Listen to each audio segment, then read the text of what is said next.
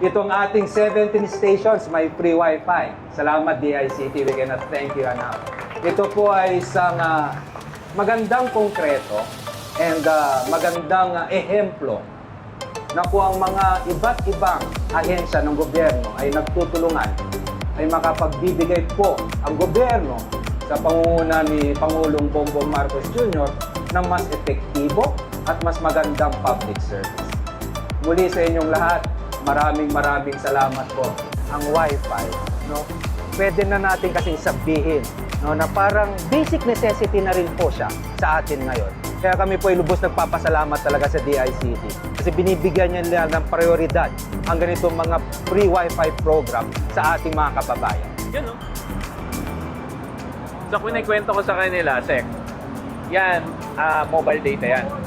Doon sa bubong na nandun, meron kang Starlink.